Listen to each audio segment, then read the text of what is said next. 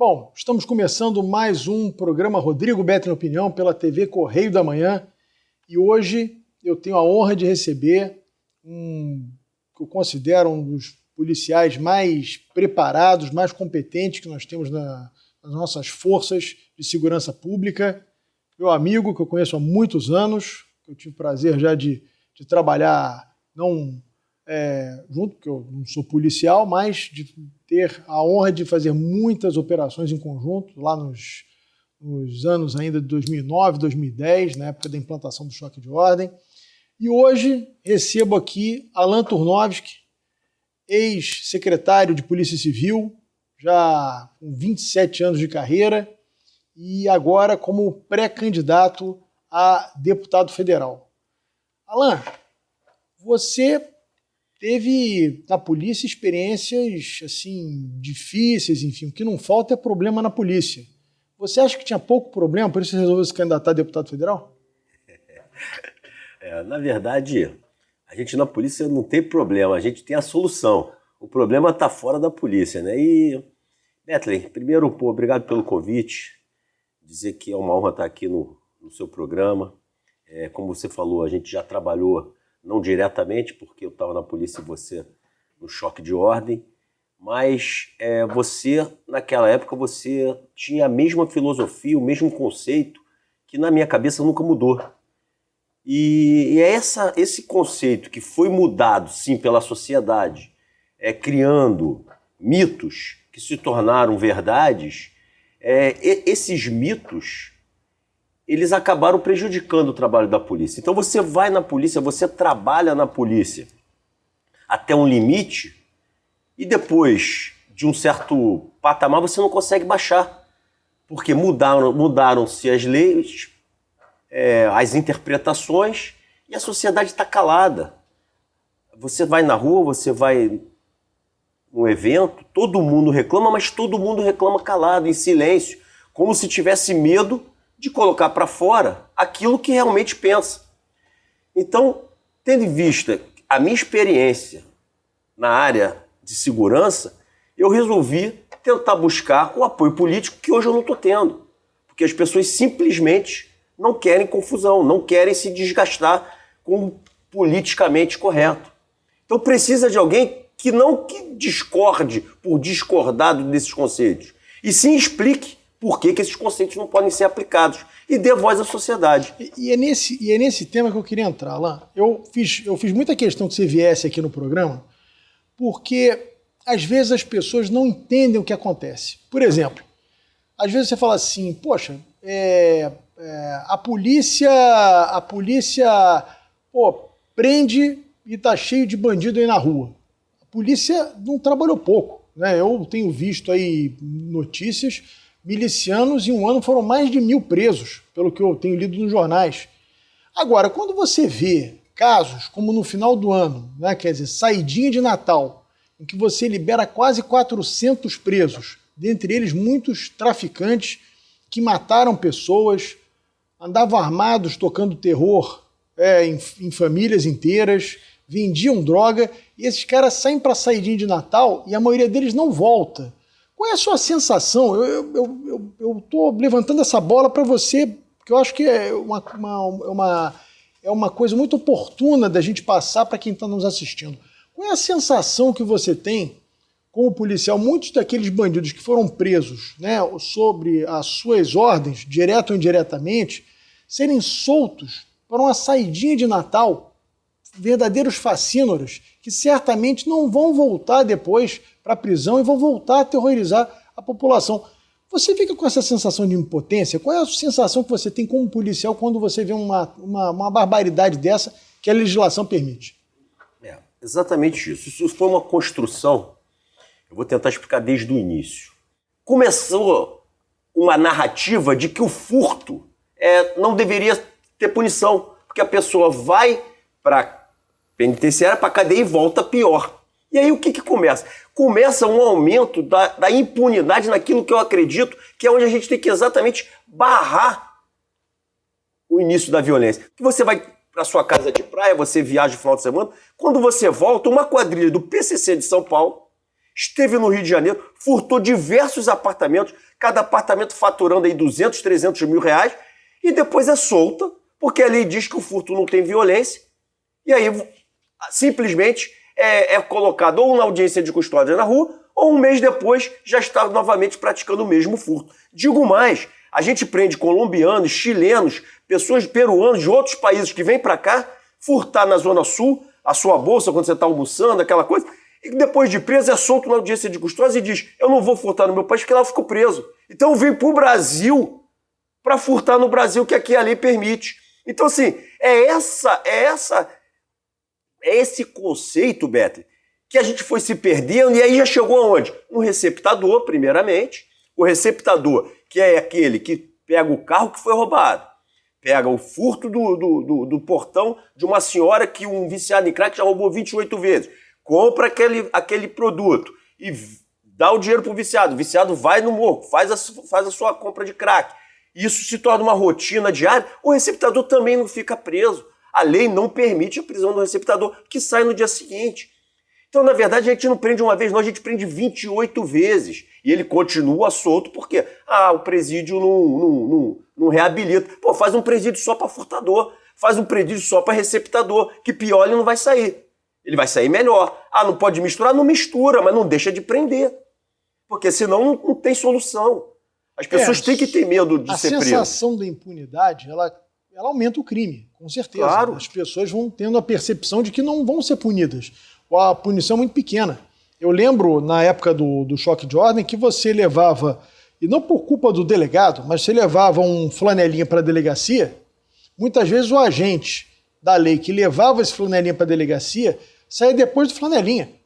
O cara saía antes, o cara assinava um negócio lá e ia embora, e o agente da lei ficava lá porque tinha que responder uma série de itens. Quer dizer, dava mais trabalho para o agente da lei do que para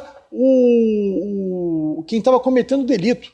Na verdade, o flanelinha, quando você diz, é aquele que extorquia as pessoas quando ia estacionar, exigindo 30, 40, 50 reais, gerando uma sensação horrível para um cara, para uma pessoa que vai visitar um ponto turístico no Rio de Janeiro. E aí você vai coibir, não há lei para se coibir esse tipo de extorsão.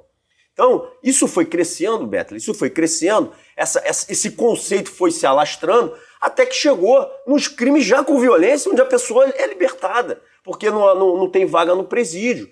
Então, assim, o que começou como eu falei, com um pequeno furto famélico de uma mãe, já está no traficante, no roubador, recebendo o indulto. Então, assim, ou a gente freia isso, ou a gente vai viver numa sociedade de caos. E é muito fácil culpar a polícia, quando a gente não tem alguém explicando os motivos que a gente chegou a esse ponto de impunidade no Rio de Janeiro e no Brasil. Então, assim, mas isso, aliás, não é só no Brasil. Isso tem se aplicado em outros países. A tolerância zero de Nova York foi um sucesso. Hoje inverteram tudo e Nova York vive uma onda de violência. Então, assim, não adianta achar que o pequeno delito ele não tem que ser punido. É aí que a gente mata o grande delito. É exatamente. Parando a curva no pequeno delito. Se isso não for revertido, a gente vai ter uma sociedade de caos, até que todos vão se conscientizar, porque na prática vão estar vivendo um momento muito difícil de sair às ruas, e aí vai chegar alguém para corrigir. Para que esperar esse alguém para corrigir? Para que chegar no caos? Vamos trocar agora, por que não? Exatamente. E é para isso que eu vou para a política, para explicar isso para a sociedade. Olha, eu acho que você tocou num ponto muito importante. As experiências de enfrentamento aos pequenos delitos foram muito bem sucedidas em várias cidades do mundo. Não sei se citou o caso de Nova York, que foi, digamos assim, a mais conhecida de todos, né? Que foi que chamaram de tolerância zero, mas é a tese das janelas quebradas, né? Que foi desenvolvida por o James Wilson e o George Killing, que um era um agente penitenciário, né? E o outro era um sociólogo, um professor, e eles desenvolveram essa tese, que o pequeno delito gera o grande delito. Eles fizeram experiências para demonstrar isso. Por exemplo, botavam numa rua abandonada um carro limpinho e outro carro sujo com a janela quebrada. O carro sujo com a janela quebrada ele era depenado. Sim. E o carro limpinho ficava lá intacto. É exatamente o que você está dizendo. Quer dizer, as pessoas têm que entender que esse pequeno delito ele gera uma sensação de impunidade. Ou seja, se você pode urinar na rua, se você pode parar o seu carro na calçada, Se um flanelinha pode extorquir um cara cobrando R$30 numa vaga que custa R$2, R$5, se isso tudo vai acontecendo no seu entorno, vai dando justamente essa sensação de impunidade que tudo pode, porque a autoridade não está presente ali.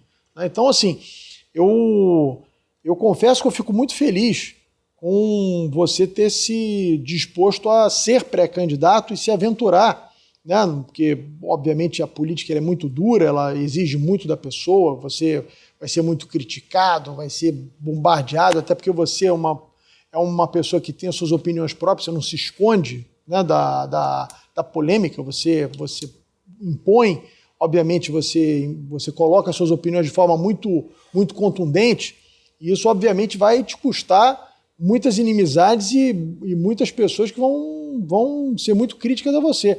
Mas eu acho muito importante seu posicionamento, porque é o que você disse, a gente está invertendo as coisas. Eu lembro que tem um empresário aqui do Rio de Janeiro que trouxe um pessoal da Mossad para fazer uma avaliação de um plano de segurança, fazer uma pequena modelo de segurança que pudesse ser implantado no Rio de Janeiro. Os caras, quando chegaram ali na Rocinha, eles falaram assim, vem cá, a polícia entra aqui, vocês conseguem entrar nisso aqui? Como é que vocês entram aqui? Os caras de lá de cima dando tiro em vocês aqui embaixo? Quer dizer, a polícia do Rio de Janeiro, ela é um negócio assim, qualquer policial que vem de fora, qualquer agente de segurança pública que vem de fora, o cara tem dificuldade de entender como é que a polícia consegue trabalhar num ambiente tão hostil como muitas vezes são essas comunidades aqui no Rio de Janeiro. E com essa legislação que opera contra, realmente ser policial é um ato heróico no Rio de Janeiro. Betley, eu vou tocar em 2 pontos principais. Um, você falou da lei. Você sabia, a gente muitas vezes faz uma investigação contra o tráfico de drogas, traficante, esse cara armado. E a legislação hoje, ela manda que quando você vá pedir uma prisão, uma busca e apreensão contra esse traficante, contra esse criminoso, você possa, antes de decretar a prisão, antes de dar a busca e apreensão, intima ele para se defender. Antes. Ou seja, ele já sabe o que você vai fazer, já sabe que você vai na casa dele. Então, assim, virou uma piada a legislação. E as pessoas não vão entender nunca porque isso não é dito. Isso é feito, vamos dizer, de uma maneira silenciosa. Com relação ao pessoal do Mossad que teve aí, respeito muito o Mossad, respeito a CIA, respeito ao FBI, mas Rio de Janeiro é Rio de Janeiro. E aqui, o que a gente tem contra a gente nesses últimos anos é um mito com relação às comunidades, que é o seguinte. Primeiro, quem leva direitos humanos para a comunidade é a polícia, só. Por quê? Eu te explico, Beto. Quando você faz uma operação e você sai na defesa daqueles que enfrentaram a polícia e que todo dia fazem bailes funks durante 3 dias sem deixar ninguém dormir, coloca uma barricada na frente da sua casa, coloca uma boca de fumo na frente da sua casa. Se você cometer algum delito pequeno lá, você é punido, às vezes perde um dedo, perde uma mão, como no caso das criancinhas da Baixada, furtaram um passarinho, bateram nas criancinhas, uma delas morreu, então mata as 3, essa facção criminosa. E aí você faz uma operação, imediatamente políticos e ONGs organizados vêm na defesa desses traficantes. Na verdade, o que eles estão fazendo é calando os outros 99,5% que não são bandidos daquela comunidade, não queriam conviver com eles, dando voz a quem? Aos 0,5% de criminosos dentro de uma comunidade. E eles não podem falar nada, que senão eles vão ser punidos. Então, eu tenho 27 anos de carreira, Beto. Eu nunca recebi uma denúncia desses grupos pedindo a punição dos traficantes que mataram os meninos, do traficante que esquartejou a mulher, do traficante que cortou a mão de alguém que furtava dentro da comunidade. Os direitos humanos dele é para proteger o criminoso. Então, quando a gente vai numa operação, Beto, a gente vê uma senhora pedindo socorro, a gente vê passando pela gente e avisando que os bandidos estão lá para a gente ter cuidado. Elas, na verdade, veem na polícia a única chance que eles têm de lutar contra aquilo. Eles estão aprisionados ali dentro. E aí, são escravos de um grupo criminoso. Exatamente. E aí, como é que você opera numa comunidade dessa? Aí é outro mito, Betley. Uma polícia inteligente e uma polícia que não usa arma. Quem disse isso? Uma polícia inteligente, a polícia funciona com 3 eixos: inteligência, investigação e ação. A inteligência é a busca da informação dos mais diversos setores. Seja no disque denúncia, seja numa testemunha, seja no morador. Ele vem e reclama: olha, na minha comunidade tem muita gente de fuzil lá, eu queria que você fizesse alguma coisa. A gente vai para uma investigação, o que essa investigação faz? Identifica quem são esses criminosos e identifica onde estão as armas. Perfeitamente, a gente usa helicóptero, a gente usa GPS, a gente usa diversas ferramentas de investigação. Aí vai me dar o esconderijo deles e onde estão as armas, que são usadas contra aquela população local. E aí a gente vai ter que operar, a gente vai ter que ir lá buscar isso, não para justificar o nosso trabalho perante a sociedade formal, que eles saem também para roubar, mas muito mais pelaquela comunidade mesmo, que é refém, como você disse. E aí como é que se faz para não se ter enfrentamento, para não se colocar em risco a própria população? Você arma a sua polícia de uma tal forma mais forte que o bandido não vai poder te enfrentar. Essa é a única fórmula que se tem para não se ter confronto. Eu dou um exemplo para a gente imaginar o que eu estou falando. Você está chegando numa comunidade, você tem uma rua íngreme. Na entrada da rua você tem uma barricada. Lá em cima, Beto, você tem um muro, um buraco no meio que se chama seteira, onde o cara mira o quê? Aquela barricada que o policial vai ter que tirar. Então vem de blindado, para na porta, você tem que abrir a porta do blindado para tirar aquela barricada. Tem um cara ali apontando para você. Como é que você faz para não tomar, se você não tiver bem armado, se você só tiver com fuzil e o traficante de fuzil? O que você faz? Você vai ter que saturar, o que é saturar? Dar tiro naquele muro, para não permitir a visada do traficante, para você tirar a barricada para poder passar. Então são tiros de saturação, é aquele tiro quando começa a comunidade, você fala, porra, tá muito tiro aqui. É um tiro pro cara não poder fazer a mira no policial e matar o policial. Você fala, pô, tá tanto tiro que ninguém morreu. Claro, o tiro foi no muro. Só que aquele bandido, pra que não pode fazer o miro, o que ele faz? Aí aparece aquele bandido que bota a cara pra fora, sabe, Beto? A imprensa chama um especialista desse, que nunca pegou no fuzil na vida, nunca entrou numa comunidade, para ficar dando opinião, dizendo que a polícia tá dando muito tiro, tá atirando muito. É um negócio impressionante. E eu vou te dar uma solução pra isso. Aí o cara pega o criminoso, dá um tiro de qualquer jeito, é a bala perdida. Foi porque a polícia foi. Agora vamos mudar um pouquinho, sério, tô falando de fuzil para fuzil. Vamos mudar o cenário. A Polícia Civil hoje tem 4 helicópteros. Vamos ter 3 blindados e um quinto vindo dos Estados Unidos para fazer mais um blindado. Pega um blindado ou 2, sobrevoa a comunidade, um dando proteção, o outro direto naquela que já foi estudada. A gente sabe que tem aquela barricada ali e sabe que tem aquele muro, passa ali. Quem vai ficar atrás daquele muro? Ninguém. Quantos tiros você vai precisar dar para tirar a barricada e passar? 0. Confronto, 0. E querem proibir o helicóptero. Porque o helicóptero traz tiro. Então são pessoas que são especialistas teóricos, não sabem nada da prática e protegem criminosos, não protegem a sociedade quando querem desarmar a polícia. Então venham, aprendam, sejam humildes, perguntem, ao invés de emitir opinião ou escrever algo numa página do livro que em branco aceita tudo. Você pode escrever o que você quiser na teoria. Então é isso que a gente tem que mostrar para a sociedade, como funciona de verdade o Rio de Janeiro, para a gente poder proteger. A gente não pode desistir do Rio de Janeiro, Beto. Não dá para desistir. Eu nasci aqui, eu moro aqui, eu quero que minha família permaneça aqui. O que essas pessoas estão fazendo é que uma parte desista e a outra que não tem como desistir, que os filhos não têm como ir para fora, fique desesperado no Rio de Janeiro.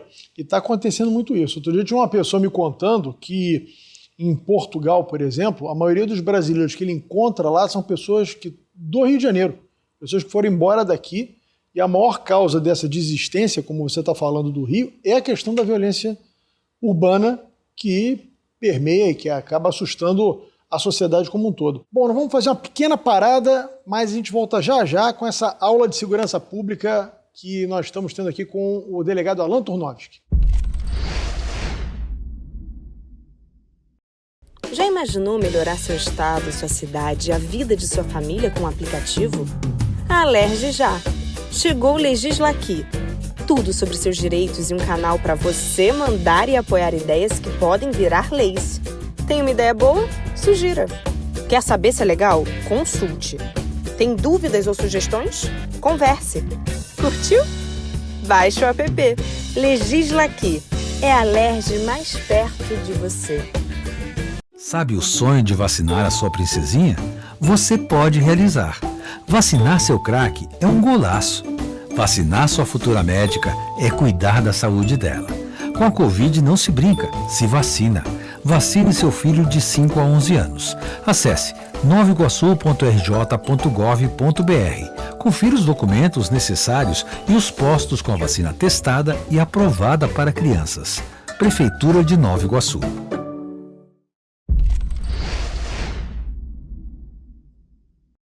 Voltamos com Rodrigo Beto na Opinião pela TVC, hoje entrevistando o delegado Alan Turnovski. Uma outra curiosidade que eu tenho, que eu acho que todo mundo que está nos assistindo também tem, é o seguinte: o crime organizado existe em vários estados brasileiros. Aliás, existe no mundo inteiro, né? Mas existe em São Paulo, você tem o PCC, que é, segundo os estudos, é a maior organização criminosa do país. Perigosíssimo. Você tem crime organizado na Bahia, você tem crime organizado no Espírito Santo, em Minas e tudo quanto é lugar. Mas o Rio de Janeiro é uma coisa peculiar. Você não vê nesses estados uma quantidade de bandidos ostensivamente circulando com um fuzil, como você vê no Rio de Janeiro. Por que acontece isso especificamente no Rio de Janeiro? Te explico, Beto. O PCC em São Paulo ele domina todas as regiões. Então, lá o território já é dele. Aqui, há uma disputa por territórios. Há duas facções criminosas do tráfico e uma de milícia, outras de milícia. Então são várias facções criminosas disputando o território.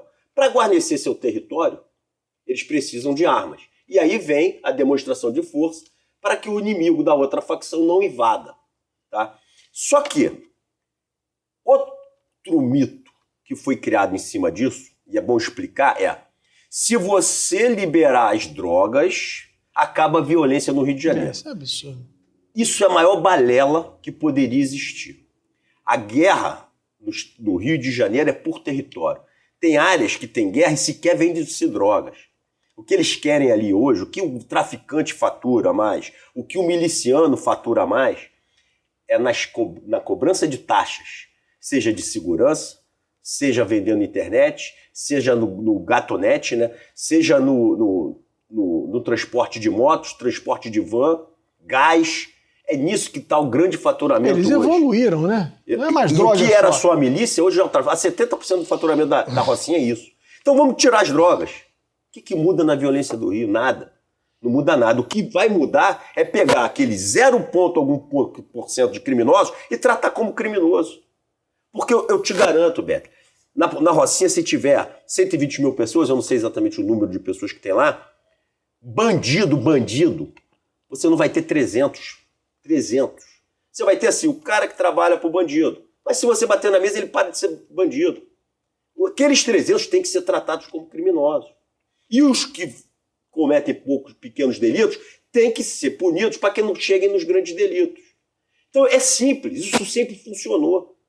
Mas durante um tempo para cá, as pessoas começaram a criar mitos que passaram a ser verdade. Então, as decisões, as promoções e que a gente vê aí são, na verdade, de uma sociedade, de instituições que não querem se complicar, nem pensam daquela forma, mas se der uma decisão, vai ter tanto desgaste que acaba deixando a aplicação da lei mais dura para frente, porque não quer se desgaste com a opinião pública, ou não com a opinião pública, mas com aqueles segmentos que dominam determinados Olha, quer ver um exemplo que a gente acaba com essa tese de que legalizando a droga acaba o crime organizado? O cigarro. O cigarro é uma droga legalizada. Você compra um cigarro em qualquer padaria, em qualquer botequim, e a maior parte do cigarro consumido hoje no Rio de Janeiro é contrabandeado. Financia o crime organizado. É distribuído pelo crime organizado. Então, você tem uma droga legalizada que nem por isso acabou com o crime. Pelo contrário, o crime continua vendendo o cigarro contrabandeado do Paraguai. Então é uma balela isso. Beto, vamos lá. Viciado em crack. Vamos dizer que já tivesse liberado o crack. Hoje a gente tem viciados em cracks, espalhados pela Zona Sul, andando igual zumbis, que precisam de tratamento médico. Isso é perfeito. Eu não discordo, tá? O viciado precisa de tratamento médico. Porém, nessa teoria que se fala há 10 anos, isso não é caso de polícia. É só caso de tratamento médico. Então, eu estava agora na Secretaria de Polícia Civil... Só que o médico não quer tratar também. Mas vamos dizer que ele queira. Eu estou agora na Secretaria de Polícia Civil e aí esses viciados, para manter seu vício, estão furtando bicicletas, portões de residência, cabos da supervia, ou seja, criando um desconforto e um verdadeiro caos na sociedade. Eu estou assistindo aquilo. Em determinado momento, a gente está prendendo, como eu falei, o furtador, está prendendo o receptador, ele está saindo no dia seguinte, está na rua no dia seguinte, prende de novo, sai no dia seguinte. Isso acontece 20 vezes. Não estou falando nenhuma nem 2 vezes. Acontece 20 vezes com a mesma pessoa. E aí eu estou falando, isso vai dar problema. E se cria um caos. Os trens param, a comunidade fica sem poder se locomover para o trabalho, a senhora se desespera em Vila Isabel com seu portão roubado 28 vezes. No Leblon tem um rapaz que roubou 28 vezes uma bicicleta. E assim vai. E aí o que acontece? Esse segmento que está sendo, como por exemplo essa concessionária, ela vem na polícia pedir socorro. E começa a criticar a polícia porque não prende o furtador nem o receptador, que já foram presos 50 vezes. Então, na verdade, o que eu falei para eles, primeiro, vocês que defendem, nesses 10 anos, que a droga é um problema de saúde, tá aí o caso perfeito para vocês provarem a tese de vocês. Peguem os viciados em crack, tratem e terminem com os furtos, porque o furto não tem violência. Estou esperando até agora, Betley. Já está lá na polícia, pressão danada na gente para a gente resolver o problema da supervia e de outros portões furtados. Ou seja, nunca vai ser só um caso de saúde. Nunca. Sempre vai ser saúde mais polícia.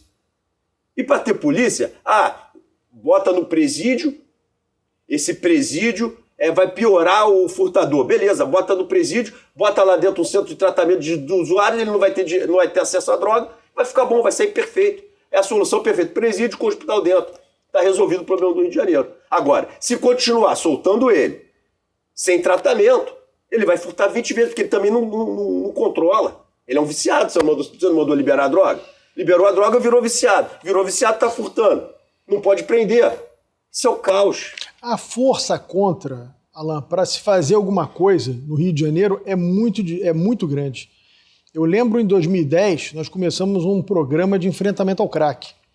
E eu propus, começamos pelas crianças, com um abrigamento compulsório, criança e adolescente, com apoio, na época conseguimos o apoio da doutora Ivone Caetano, que era uma juíza da infância extraordinária, uma mulher extraordinária, das promotoras também do Ministério Público da Infância, que eram promotoras muito sérias, muito rígidas, dispostas a resolver o problema. E aí nós começamos a evoluir para os adultos. Tem um promotor chamado Rodrigo Pacheco, que chegou a propor, entrou com uma ação querendo cassar o meu mandato de deputado federal à época, dizendo que eu estava levando as pessoas para cárcere privado. Quer dizer, fazer alguma coisa nesse ambiente do Rio de Janeiro hoje é muito difícil. A sociedade, o que você está falando é muito importante. Eu estou aqui te dando razão e levantando a bola, porque as pessoas têm que ter a dimensão das dificuldades que as autoridades enfrentam para fazer a coisa certa. É muito difícil. Fazer a coisa certa no Rio de Janeiro é muito difícil. A força contra é muito grande. Tem os especialistas de plantão, que não sabem nada e acham que sabem tudo, nunca foram para a rua. Eu lembro da quantidade de psicólogos, de terapeutas que dando opinião, que era absurdo, porque não adianta você tirar a força da rua, não adianta isso, não adianta aquilo. Onde o cara está dando entrevista? Dentro do seu consultório, no ar-condicionado. O cara nunca foi uma Cracolândia. Nunca viu aquele ambiente.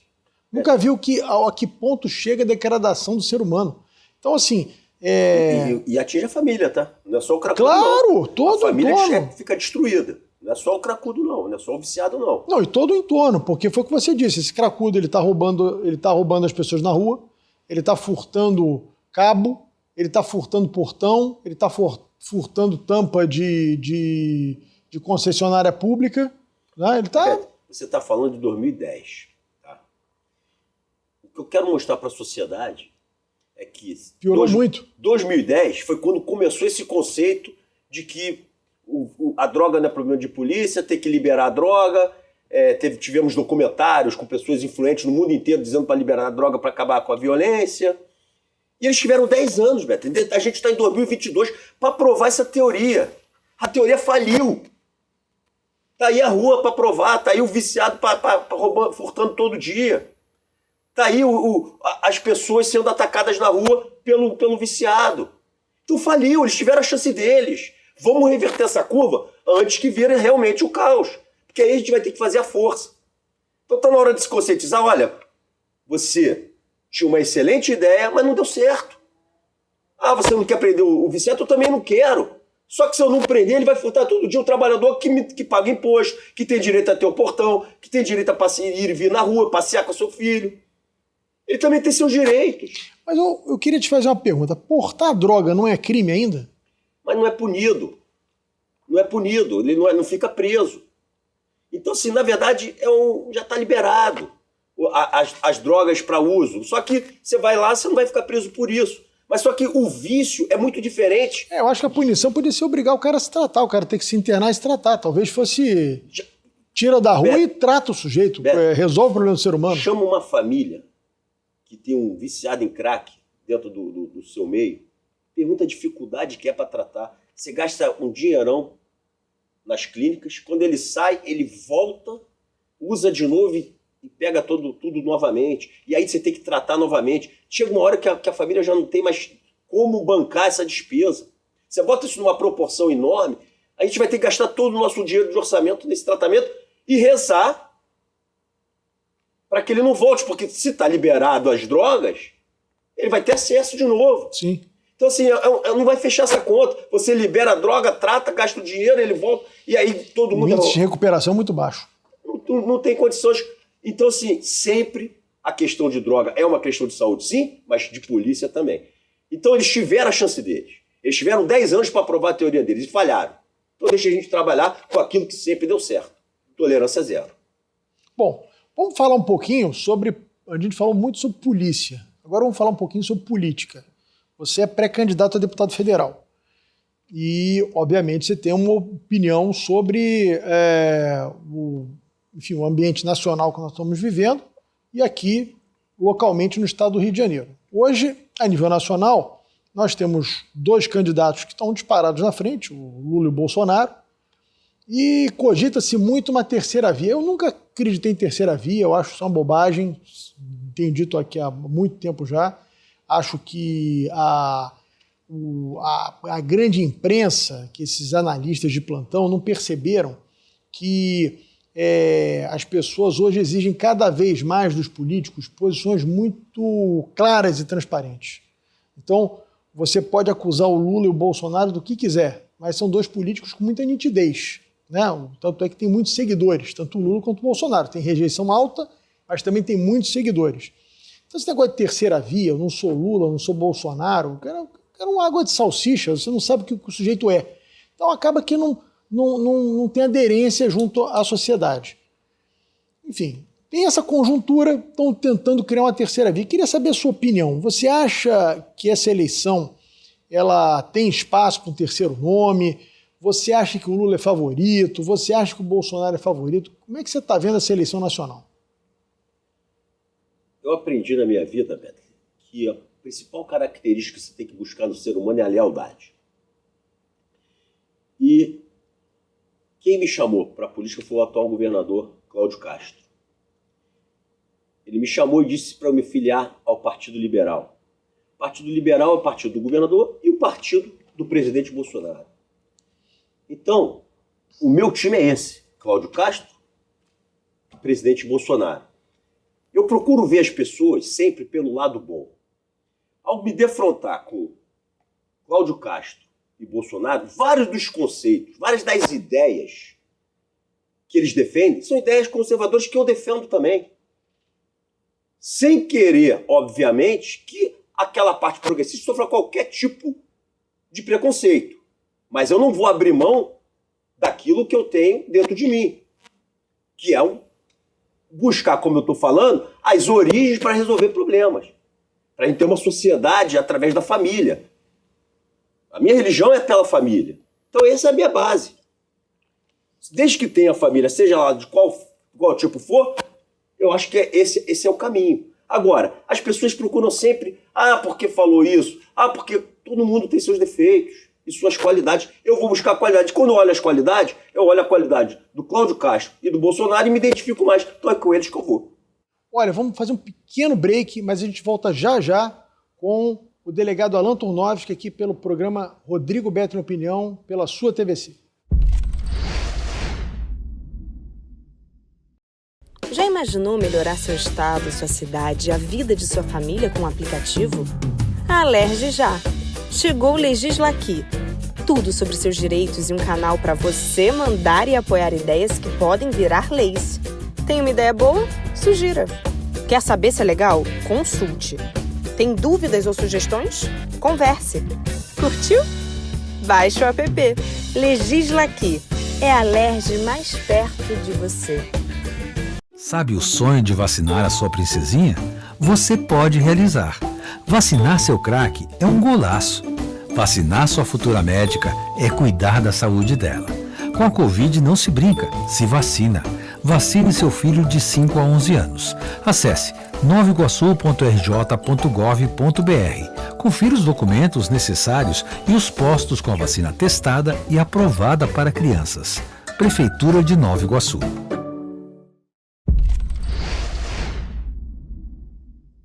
Bom, voltamos com Rodrigo Beto em Opinião pela sua TVC, hoje entrevistando o delegado Alan Turnovski. Você foi, ao longo do último ano e meio, né? Quanto tempo você ficou agora como secretário de Polícia Civil? Um ano, mais ou menos um ano e 6 meses. Um ano e meio mais ou menos, você foi secretário de Polícia Civil do governador Cláudio Castro. Você já tinha tido uma experiência chefe de polícia, né, em 2009, 2010. O que você entende que mudou de lá para cá? Você encontrou no governador Cláudio Castro um parceiro, um chefe, né, um líder, né, como governador, que conseguiu lhe dar apoio para que você implementasse tudo que você esperava implementar na polícia? Vou te dizer que o governador Cláudio Castro, quando assumiu, ele sofreu uma pressão muito grande no Rio de Janeiro para a volta da Secretaria de Segurança Pública. Para que as pessoas entendam, existia a Polícia Civil, a Polícia Militar, um secretário de Segurança Pública e o governador. Então, esse secretário de Segurança Pública, ele era um ente político colocado ali para gerenciar crises entre as duas polícias e combater aquilo que as polícias tivessem nas suas mazelas. Quando eu fui convidado, na primeira vez, eu era chefe de polícia, então eu não falava direto com o governador. Eu falava com o secretário que falava com o governador. Dessa vez, não. Dessa vez, como secretaria, eu falava sem essa figura. Eu falava direto com o governador. E o que eu mostrei para o governador? Governador, quando você cria duas secretarias sem alguém no meio, como é a Secretaria de Educação, como é a Secretaria de Saúde, como todas as outras secretarias, na verdade, você não vai gastar recursos numa atividade de meio e todos os recursos vão para as duas polícias. O que aconteceu com isso?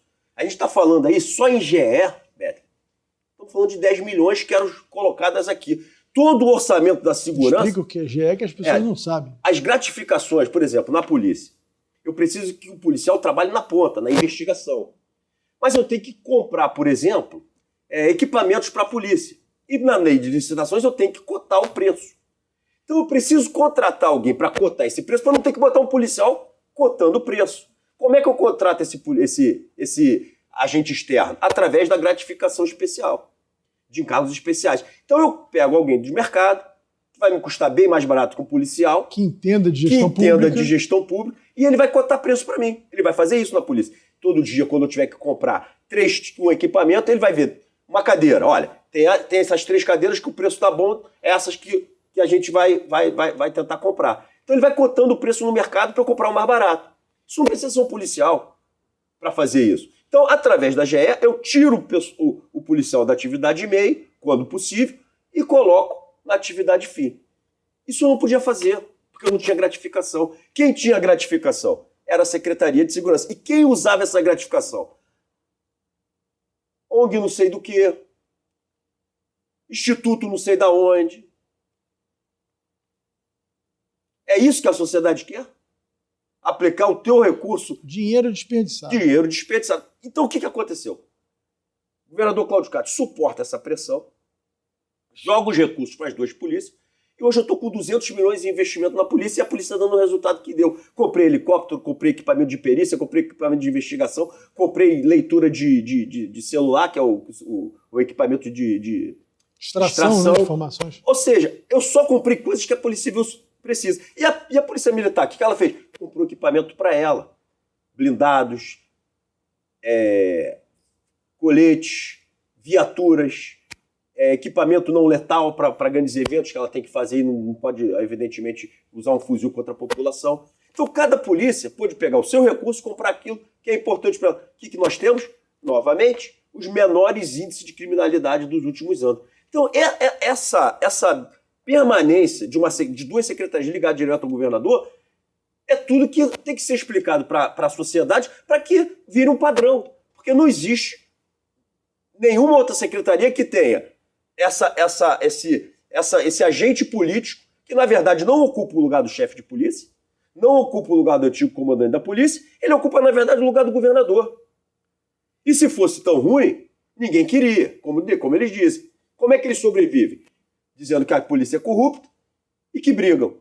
Então, esse era o grande mito, né? Você tinha um mito no Rio de Janeiro que a polícia civil e a polícia militar eles tinham problemas de relacionamento. Então você precisava de um tercius, você precisava de uma figura de um secretário, para esse secretário, digamos assim, intermediar, né, uma política de segurança pública, porque esses dois entes, né, a polícia civil e a polícia militar, não teriam como se entrosar sem essa figura desse coordenador acima das duas. Né?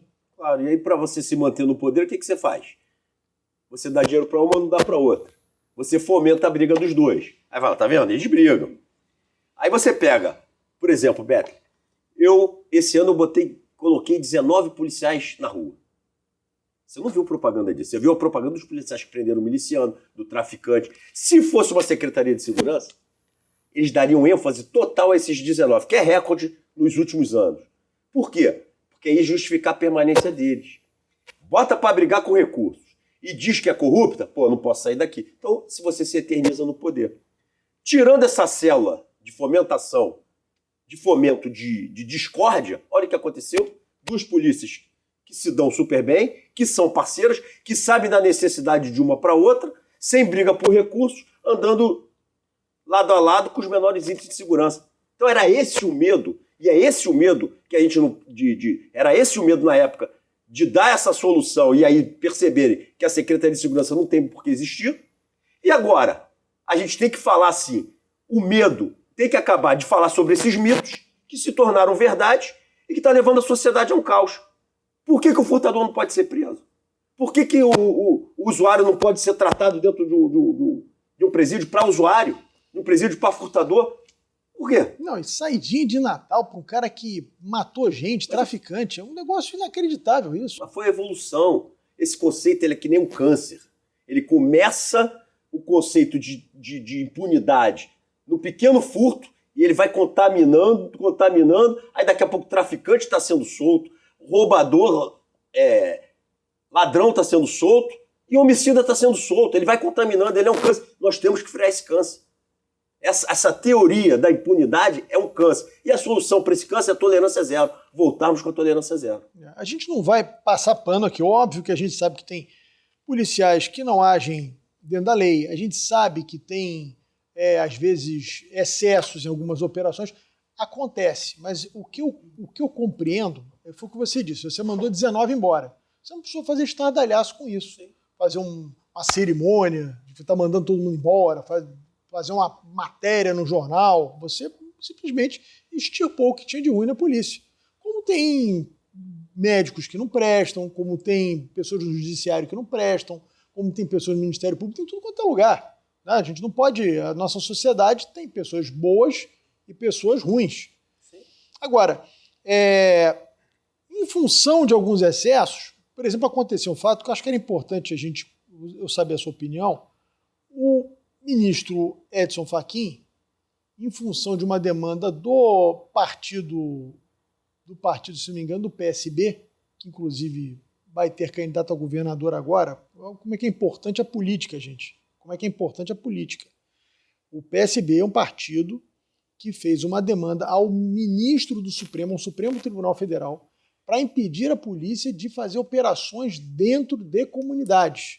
Quer dizer, a polícia ficou impedida de agir basicamente em quase metade ou um terço do território da cidade do Rio de Janeiro e do estado do Rio de Janeiro. Tá? O que isso acarretou para a polícia? Qual foi o dano que isso acarretou para a polícia, essa proibição? Os traficantes ficaram mais poderosos? O que ocorreu, né, de fato para a sociedade com esse tipo de proibição? O dano não é para a polícia, Beto. O dano é para a sociedade. A polícia, eu posso justificar. Tem uma ordem para eu não trabalhar, não vou me expor, não vou tomar tiro. E depois, quando virar o caos, eu justifico. Falo, olha, foi uma ordem judicial que eu tenho que cumprir. Eu sou um agente da lei, se vier a ordem eu cumpro. Tenho que cumprir e não vou poder fazer uma série de operações rotineiras necessárias em razão dessa ordem. Começaria a repetir isso e as pessoas iam ver o caso e falar, não, isso foi por causa de uma ordem, mas eu quero uma solução. Mas ao contrário. A polícia ela buscou uma forma de trabalhar dentro de uma decisão dessa. E como é que a pessoa pode enxergar como uma decisão dessa interfere na vida do cidadão comum? Eu vou te dar um caso prático.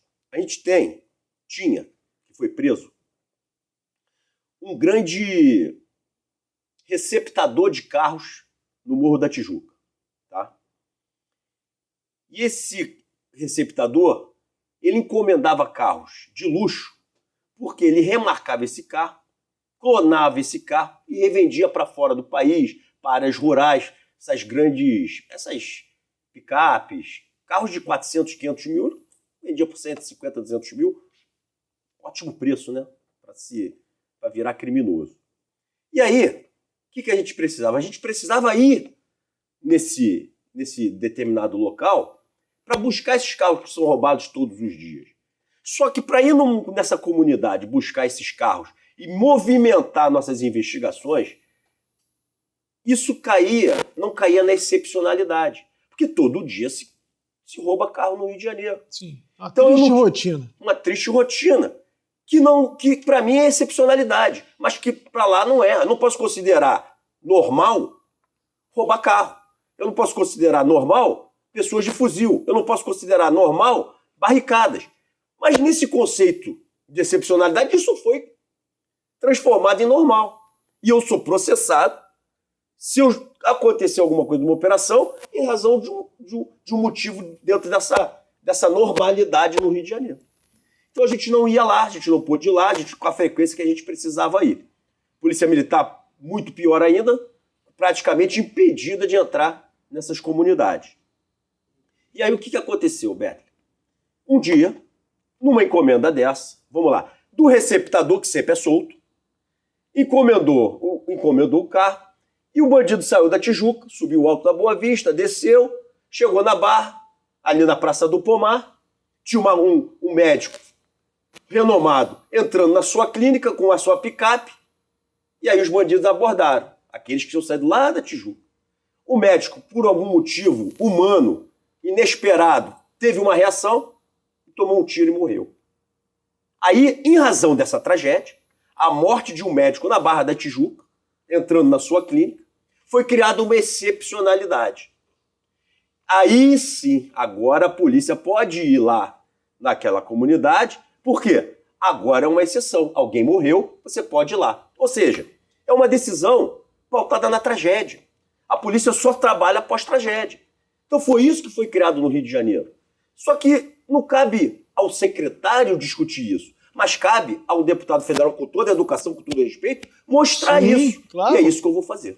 É inacreditável um ministro em Brasília, dentro do Supremo Tribunal Federal, definir quais são as regiões da cidade que a polícia pode trabalhar. É um negócio tão surreal. Eu acho que se você contar isso em qualquer lugar do mundo, ninguém acredita. Acho que é uma piada.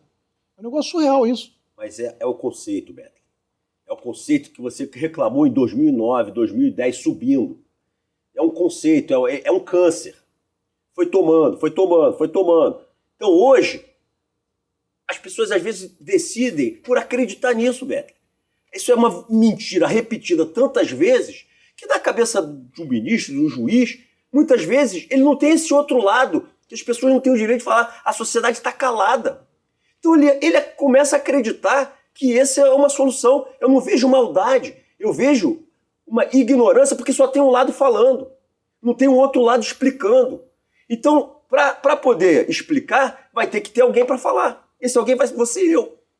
Eu e todo mundo que acredita nos conceitos que eu estou falando. Você tem uma experiência de campo enorme, você enfrentou todos esses desafios, você sabe quais são os gargalos. E aí a sociedade vai poder cobrar. Porque no fundo, somos nós que pagamos nossos impostos, que paga tudo isso. Então a sociedade, ela tem que se posicionar. E digo mais, e aí, a partir daí, todo mundo sabendo o que acontece se eu julgar assim, o que acontece se eu fizer uma lei assim e continuar fazendo, aí a gente tem que dar publicidade. Não tem jeito. Aí vai ter que dar publicidade, por quê? As pessoas têm que ter responsabilidade. E o que dá responsabilidade é a publicidade. Tanto que, quando alguém fere esse conceito conversado, e que é praticamente um conceito único, você é atacado. Por isso que ninguém quer enfrentar. Então, depois de explicado, e você usar esse conceito para soltar um bandido, e esse bandido sair, estuprar de novo, matar de novo, eu acho que aí tem que dar publicidade também àqueles que estão sustentando um dos lados, para gerar responsabilidade. E aí sim se equilibra a sociedade. Aquele que solta um bandido perigoso responde na opinião pública sobre o seu ato, e aquele que comete um excesso também responde pelo seu ato. Aí a gente tem um equilíbrio, e a gente tem um país melhor, e aí a gente conserta tudo que está aí. Olha, Alan, eu queria muito agradecer a você, agradecer por esse tempo que você nos presenteou com essa aula de segurança pública. A gente tem muito a fazer realmente. Eu quero te dar os parabéns pela sua coragem de estar colocando a cara. Muita gente se esconde. Não é fácil enfrentar essas corporações. Eu sei na pele o Beto, quanto custa. Você tem filho? Tenho. Eu tenho também. Tem até neto já. Ainda não tenho. Ah. Segura aí, galera. Não vem com o negócio de neto, não. Então, assim, é por eles, Beto. É isso. É por eles. É pelo seu filho, cara. É pelo meu filho. Eles têm direito de ir e vir, cara. Eu não posso ficar calado sabendo. Eu tenho 27 anos de polícia, eu sei que eu tenho esse conceito dentro de mim. Aí eu vou ficar calado para um especialista de livro em branco ficar falando e norteando a sociedade? Eu respeitei isso durante 27 anos como profissional dentro da polícia. Fui disciplinado, cumpri as regras, cumpri as decisões, mas eu penso um pouco diferente. E agora eu quero falar. E eu não posso falar sentado naquela cadeira. Então eu preciso de uma outra cadeira para falar. Não pela gente, mas por todos. É isso. Alan Turnovski, delegado de polícia, ex-secretário de Polícia Civil, já foi chefe de polícia, já comandou um monte de delegacia. Muito obrigado pela sua presença aqui no programa. Eu espero que você possa depois voltar aqui para complementar essa aula de segurança pública que você nos deu. Obrigado, Beto, pela oportunidade de poder falar um pouquinho de uma experiência de 27 anos de vida. E dentro dessas 27 anos de vida de polícia, 8 anos eu passei fora, na SEDAI, em razão de discordar da política de segurança que estava sendo aplicada. E foi aí que eu mudei, que eu entendi que a sociedade, mais do que esses grandes crimes resolvidos, ela precisava que os pequenos delitos fossem resolvidos. Porque eu via grupo de policiais comemorando uma grande prisão, ia para a academia nesses 8 anos, e as pessoas reclamando que estavam sendo furtadas no celular, que o filho teve um problema na praça. E aí eu percebi que a polícia não se comunicava mais com a sociedade. Eram mundos distintos. e eu estou fazendo esse elo. Isso. Obrigado.